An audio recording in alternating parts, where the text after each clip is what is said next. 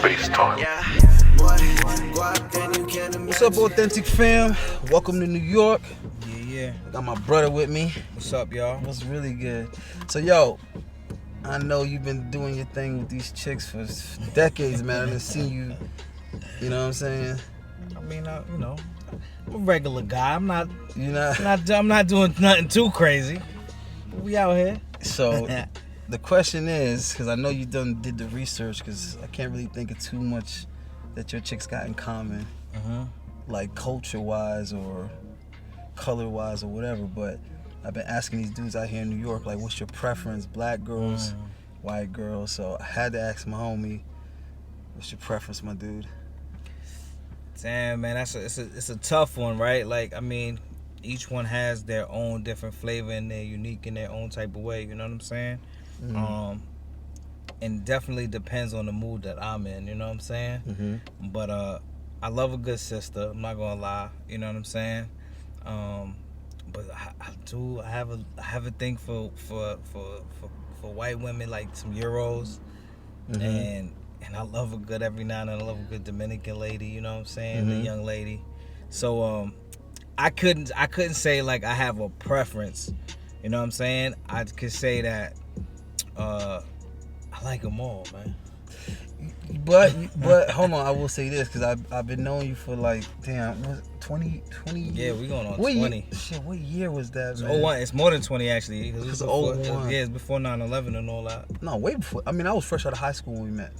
All right, damn, come on, we can't be out here giving out Yeah. the age, dog. I was a year out of high school, so I graduated 2000. So Damn, you really 2001. giving out the age. Yeah, I was still in high school. Yeah, but anyhow, what I was getting at is that you used to have one itis for the little shorty Dawn, and shorty was black, but she was a classy chick. So yeah, Dawn was amazing. the homie was always messing with the suburban chicks. Yes. And I had the little shorty Jen. Oh my God. So I had a white chick before you. You did have a white chick. Because I was messing with Jen from across the bridge. And then I grabbed shorty from she was from like Virginia or something like that. The white chick. Remember she had the Concord. So that was your first white chick? That was technically it was my first like relationship white chick. I had a white chick in like high school, but that's what I'm talking about. I mean, it's not like we're talking about we lost our virginity. Yeah. You know what I mean? Like. The joint from VA was like my first one, and we was in a relationship and we lived together and all of that. And she was dope, you know what I'm saying? She was dope. She had flavor. She was very willing to be submissive, like at an early age, which was wild. Looking back, it was kind of wild. Well, you know what it is? You appreciate it now because times have changed so much. And the chicks ain't like they was in the early 2000s. They definitely not. Cause bro, let me tell you something. We ain't really had no problems with chicks. I don't remember us having problems, bro. We didn't, but nowadays, obviously, social media plays like a huge part in how a lot of women act. Maybe not every woman, but like most people. You know what I'm saying? Social media just comes on and it portrays something, and some people feel like they gotta live up to that, or you know what I'm saying? The women that we're talking about, you know, keeping it on topic. But it don't have to be like that. Back in the day, it wasn't like that. You know what I'm saying? It was social media, bro. Yeah, so, you know what I'm saying? So the women back then, they were just going off of the vibe in the environment. You know what I'm saying? Back then, every chick you was dealing with, every chick I was dealing with, we met them in person. Yeah, 100%. Like I remember the day I met Jen. She was coming out of like that urban clothing store. We were coming up the escalator. Like against all odds or some shit. Yeah, like she was going down the escalator with her friend. She looked at me, and I instantly got off the escalator, got on the other side. I made a U-turn. I shot a video like that. That was like it's love at first sight, bro. The presses for one of my videos. And it was, it's real because Jen came back 17 years later. I told you she came back 17 years later. Nah, you didn't tell me that. Yeah, my first shorty, I met her when I was with him in the mall. Wow. And I turned shorty out, bro. I had her doing gangster things, bro. Come on. Not like that. I mean, too, listen, but I had her doing gangster things, bro. I know. Listen, dog. I remember we had her out of state. Yeah, we were doing gangster things, bro. But it was a beautiful thing because we was hitting both extremes. You know, we were having a good time with the chicks casually, but I remember we always kept the job, or you especially always kept the job. I mean, and we always kept the main shorty. And that was like the protocol. Rules to it, man. There's right, rules you keep to it it. main shorty. I play the game the right way. But you still do you know, because you're going to meet women all the time. Mm-hmm. But that's one thing is that I might have been a little bit more impulsive and aggressive than you, but we both didn't have a problem approaching the chicks and, you know what I'm saying, and getting into that space. Nah, I mean, that's just, a lot of dudes, I remember at that time, like, we was outside, you know what I'm saying? So, like, our confidence level was a little bit different. It was turned up. Than some other people that took, you know, it might have taken them a little bit longer because we was outside earlier, so we had a little bit more recognition.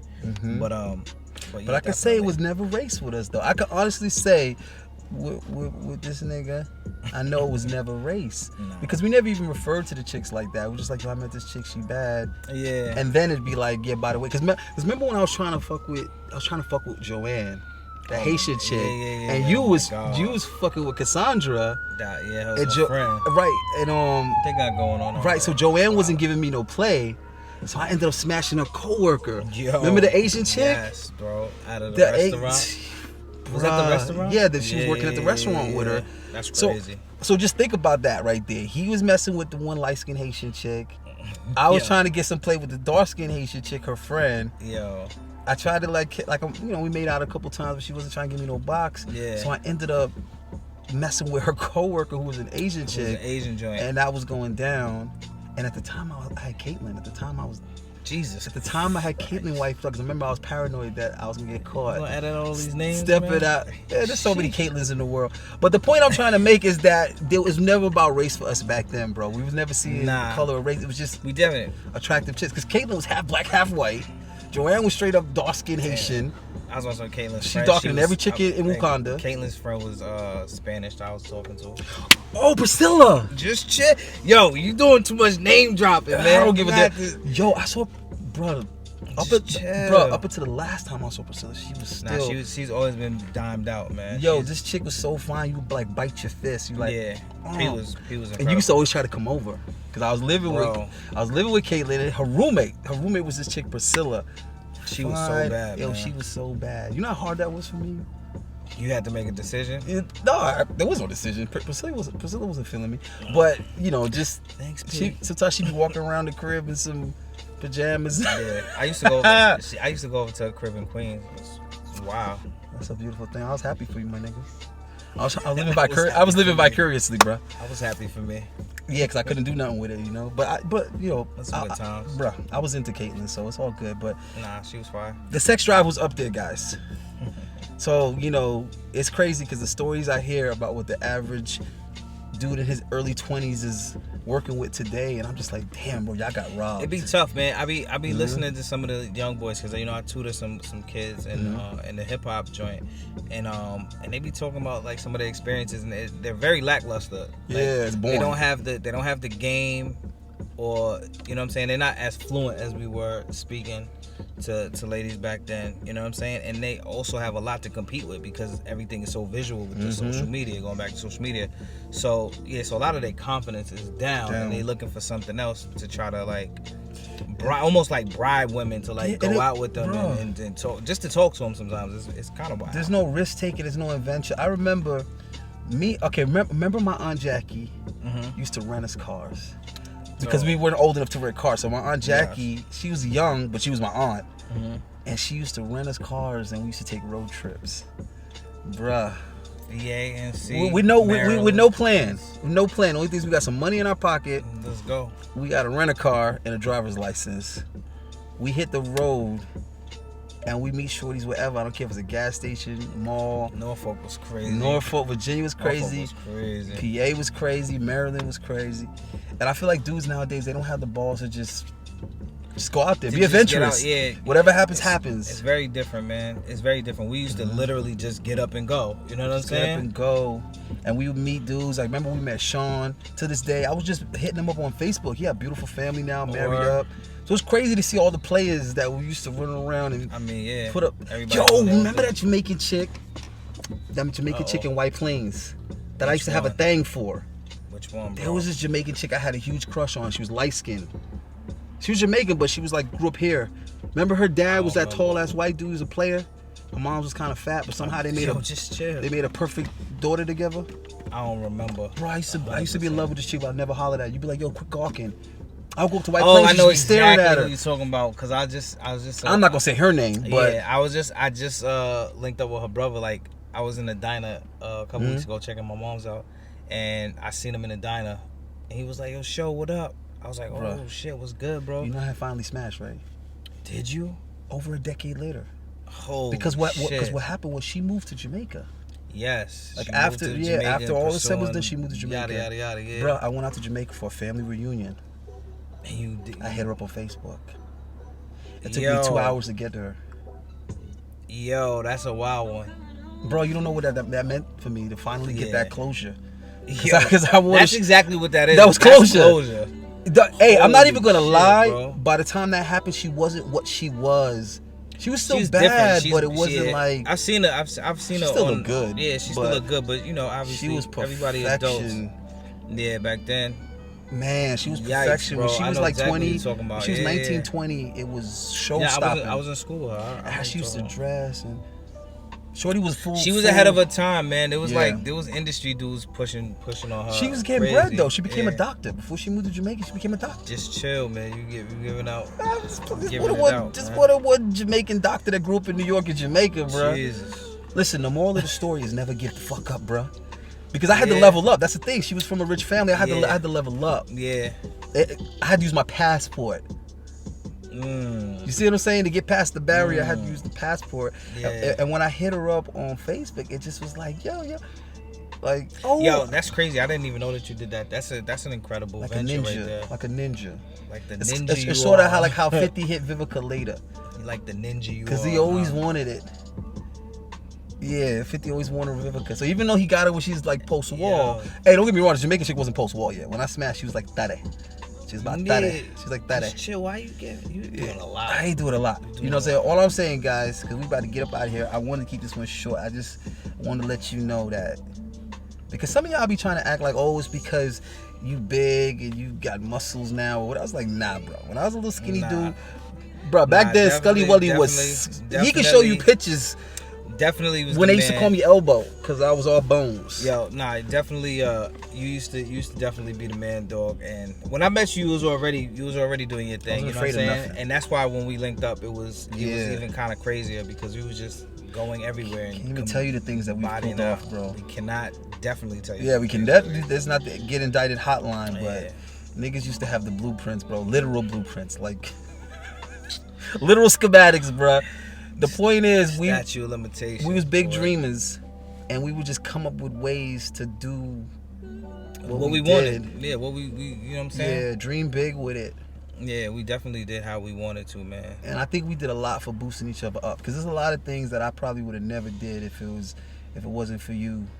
And likewise, man. Like you definitely helped me. You definitely helped me like put my confidence on a different level. I'm like, well, yo, Scully Ellie doing it. Like, fuck it, let's get it. You know what I'm saying? So, you know, I appreciate you for that shit. Bro, I felt like there was nothing we couldn't do. I remember when you wanted the BMW, and it was like, I doubted you a little bit on that. You know what's crazy about that story? There was like a lot of people coming to me and like, yo, you used to say you wanted the Beamer, and like we used to hear you, but then you popped up with the Beamer, and it was like. Everybody was like, yo, this nigga really did it. But I remember saying to you. I get that story like often now. Let me tell you what I said to this dude. Because we was young. And he was like, yo, I'm going to get this Beamer. And we was getting money, but I was trying to be responsible. Strategic. Right. So I was like, dog, chill. You don't got to jump out the box right now. I was like, yo, you should just get like a little Honda Civic or something. You know what he told me? He said, bro, I ain't no Honda Civic nigga. That's word to mother. A week later, he pulling out the fucking Beamer. Word to mother, yo. I was like, this motherfucker. I never wanted to do things that everybody else did, you know what I'm saying? So everybody else is running around with Hondas and all that. So now let me grab a Beamer. Even now, like, you know what I'm saying? I push a couple different whips that, you know what I'm saying, that look good for me. Oh, you always got, I mean, we in the Maserati right now. Last time I saw you was in the range. You always... You and AD always was pulling up the wheels. You always pulling out the... Bro, remember that time we was 11 cars deep on the damn FDR drive? Yo, Tone just put the pictures up the other day. He got pictures of that? Yeah, of course. Remember, it was a photo shoot. He did the photo shoot that day. That was years ago. Dog, that was 2009, 2010. Bro, we all had bitches. I don't even remember where the bitches came from. I remember I didn't have... From the club. Oh, because I didn't have one. They came from the club, dog. We went to the club It might have been Tone's birthday or some shit like that. We just all went to the club, and then after the club, we just, shit just popped off, and everybody was moving around. I just remember everybody was doing them. I remember the first time that we went to South Beach. I had just got out of prison, and y'all motherfuckers came and was like, "Yo, we going to South Beach." I said, "Listen, I ain't got no money." And who was it? Was Tone? Was it Tone or was it Rodney that handed me the envelope? That was probably Tone. These motherfuckers picked me up in Florida. Yeah. They flew down. I flew down to see my grandfather first. They flew into Miami. These motherfuckers came to pick me up in Coral Springs. And this motherfucker Tone just handed me an envelope. And I opened up the envelope and the car was 5 stacks in there. Yo, dog. Said, "Welcome home." Dog. Rented 4 Escalades, because back then Escalades was the shit. Rented 4 Escalades. We owned South Beach for that weekend, bro. That was crazy. That was 12 deep. Dream Team was 12 deep. Four Escalade trucks. And I'll never forget that trip, because that's the year that BMF was down there going crazy. They had all the excursions, and it was like, yo, they got the excursions and y'all got the Escalades. It was like we was battling out, but it was no beef. It wasn't no battle. It was just 2 dream teams out there. 2 teams. They had it for sure. We was just doing us though. We was doing us in our own lane, and that's always. Was doing them. I think that's always what the point is. Like, we never tried to like cross over into anybody else's lane. We did us. You know what I'm saying? And everything that we did, we never tried to like pose or be posers. Yeah, we never had to pretend to be nothing. We wasn't trying to hit the athletes chicks. We was trying to hit the chicks on our bandwidth. You know what I'm saying? So it was never really like a competition on that level like that. See, back then, men and women needed each other for entertainment. Because the women couldn't get the attention without us. Because there was no social media. And you couldn't. Which is why we looked crazy back then. Like there was there was no prawn. Y'all know what I'm talking about. And there was no social media to pacify you. You couldn't look at bad chicks on Instagram and it pacify you and make you lazy. Yeah. The only way you was gonna see chicks in a bikini is if you met chicks and got them to go to the beach with you or the pool with you. That's the only way you was gonna see shorties in a bikini. Word. There was no IG for that, bro. Word. And I remember that trip to South Beach, the first time we went, bro, I hardly seen you. Because there was 12 of us and we kept splitting up. We kept splitting up in different teams, different groups. I was with Tone the whole time. I kept falling off with Tone because we like similar. For whatever reason, it's like Tone would see a chick and I would like the friend, or I'd see a chick and he'd like the friend. So we just kept peering off. I always liked that with Tone. I remember we brought these 2 Italian chicks from Jersey back to the room. And it's 1 bedroom, 2 beds, 1 room, 1 hotel room. So Tone took the shorty in the bathroom. I'm laughing because I have the same story. Yeah, with Tone. So different set of like. So I got my shorty. I got my shorty in the room. It was a thick bad chick. And Tone got his in the bathroom. Next thing I know, I just hear. I'm like, you alright? Bruh, he was smashing on the sink and broke the sink. Broke the fucking sink. Bro, we had to pay for the damn sink in the hotel. Here's what's wild. Tone smashing. It was in the joint with me and Tone. The story that's similar. He fucking broke the bed. Tone is a beast, bro. Shout out to Tone, bro. Police. Shout to Tone, man. What is he? Detective by? What the hell is he doing now? He not doing none of that. He getting to the bag. Oh though. Yeah, that's right. He getting to the bag. He getting to the bag. He invested in real estate. Invest in real estate. I guess that's what you gotta do, Tone. They're not making no more land, y'all. So just buy some. You feel me? Yo, that's one thing about Dream Team, though, bro. Everybody did their thing, bro. Yeah. That was one of the things. Doing his thing on the gram still. Yeah, his son is big as hell. His son is like a new version. Got the cuisine business. Everybody, that was what was dope about our team. Like when we all linked up, fucking yeah, man. Everybody had like a different trade or a task or whatever. You know what I'm saying? So we never really had to go far to get what we needed. We was like that 6 degrees of separation from whatever. It was like that with us, you know what I'm saying? We all had a different thing, man. I'm very blessed to have been in that circle. Build your tribe. Yeah, man. Because nobody told me that. I don't know if anybody told you that. But listen, man. But we had a tribe. What's dope about it is, though, that I introduced you to that team, and then all of that became your network, and then your people became my network. You know what I'm saying? Roger and all of them. So it's like, that's how it's supposed to be, man. And not enough people talk about shit like that. You know what I'm saying? We was never looking for the beef. We was always looking for a good time. We was always looking for the bread. We was always looking for the ladies. I just remember just shutting down diners, bro. We'd be up in there like us 10 to 12, and then we each have a shorty on our lap. It's like how did everybody get a shorty? Like how did everybody find a shorty? That's another shorty right there. Nah, it's I thought that was your little European Nah, broad it's you a got. He got some. I'll tell you this much. He always got some baddies in New York, bro. Keep a Euro with you. You gotta keep a Euro. Euro step. You gotta come back out to Miami soon. We gotta get you back out in Miami. Yeah, let's do it, man. Fly down there and do something. But listen, do something down there. Y'all, too many of y'all young dudes be hesitating, and I feel like the 20s is to make those classic moments. Yeah, absolutely. That you never gonna forget. If bro. you're in your 20s, man, don't pump fake. You can pump fake later, man. Drive to the basket, get yours. You know what I'm saying? It's basketball reference. You know what I'm saying? Don't hesitate. Get yours, man. You're gonna have the rest of your life to play games and do a lot of other shit. Right now, make memories, man. Don't be scared. Don't be scared. Make your memories, man. Because these chicks is making the memories. These chicks are making their memories, bro. And I'm helping them. So no, so like youngins, man, do your thing. Don't hesitate. Just do what you gotta do, man. You only get your 20s once.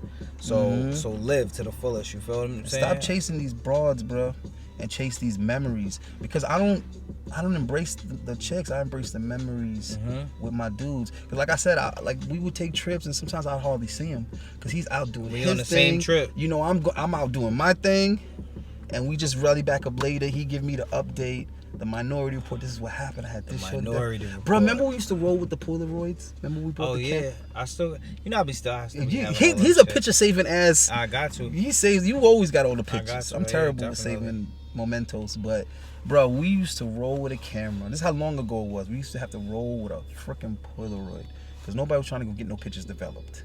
Yeah. We used to roll with a Polaroid camera just to capture the memories, bro. Yeah. Those are good old times, man. I love you, my nigga. I love you too, dog. I love you, my nigga. For sure, we all man. grown up now, doing the grown man shit, but we are content with what we did in our 20s. Word up. Even all the mistakes. Leave nothing on the table, man. I did my time. This is the nigga right here that I would never snitch on. Just so y'all motherfuckers know. I never snitch, period. I never snitch on this motherfucker, right? Did my time, why? But I don't regret none of it, bro. Nah. I remember Jen, that's why she came to me in Florida, because she felt mad guilty. Oh, she's like, I left you while you was in prison. I was like, I told you to go live your life. She's like, I always felt guilty about that. I said, Ma, I was never. I wanted you to live your life. She didn't understand, man. But she's just a good person like that. Yeah. But that's what I'm saying. Get you some good girls, y'all. Stop worrying about the social media and all that. Not every chick even is into it like that. I meet beautiful women all the time that are not obsessed with social media. Sometimes they don't even have it, or they got like 500-600 followers. Yeah, they're not into it like that. They don't even post like that. They fine as hell, but they don't post like that. Bro, they out living their life. They post later. You know what I'm saying? They living. Yeah. The people that be literally posting while they're doing something, stay away from that, man. Those people enjoy the post more than living it. They enjoy posting it more than they did living it. Yeah, you might record some shit while you outside, but then when you get back to wherever you going, then you post it. You know what I'm saying? Yeah. So that's the shit. That's the point of that shit. And yeah, man, take the label off of these chicks. It don't matter what color they are. If they're attractive, go for it. And if you keep doing that, what's gonna happen is you're gonna realize that you could start playing it like chicks. Chicks are always looking for the exception, y'all. So y'all need to start looking for the exception. You know what I'm saying? How you used to tell me all the time, if she ain't popping, just give it back. Oh, Snoop used to say that shit all the time. A lot of y'all don't know how to give these chicks back. He's like, I gave her back to the streets. I give it back. Yo, Tone used to smash and give it back. Bro, Tone used to never smash a chick twice. I couldn't understand it. I'm like, yo, what's up with you and Shorty? He like, nah, I'm good. I'm done with that. I'm like, yo, she fine as hell. He like, yeah, but I already beat. That was Tone's attitude. He'd smash a bad chick once and he'd be, that's it. He never tried to cuff nothing. But he was always able to replace it with another one. So for all y'all with the one-itis, over here spending all this time trying to get one chick, bruh, put time into you so that you don't gotta put time into her. Think about what I just said. You put that effort into yourself. You ain't gotta put that effort into her. Right? And you should never worry about a chick ghosting you, because you should always have a plan A, B, and C. Word up. Right? What should be more likely is that you're gonna end up having to stand her up, or you're gonna have to hurry one chick out the door so that you can get with the other one. So what you preaching over here? I mean, the moment you feel like she ain't gonna let you beat that night or whatever, it's better if you cut it short than she cut it short. You don't want to continue chilling with a chick and she's like, oh no, I gotta get up early. Now you should have already cut her off. Like, hey, I had a great time. I gotta get up early. I'm gonna see you. And then you go peel off and go put some FaceTime in with another chick. Because if you the one that keep cutting it short, they gonna be like, yo, what's he got going on? He keep cutting me short. then your attention has value. You know what I'm saying? Your validation has value. A lot of you motherfuckers carry yourself with no value. That's why the chick treat you like you replaceable, because you are. You basic. You always there, nigga. Oh, you just iceberg slim them. Hey, what do you think I was reading in the lockup? It's iceberg slim. I read all his books in the lockup. I hear you, man. Yeah, man. So put some pimp bone in your body. Trick you know baby. what I'm saying? No simping in the lobby. You heard me? That simping shit is whack, man. Word. All right, man. We about to have a couple more drinks and do what we do. I'm gonna see you on the next one. Peace, y'all. Peace.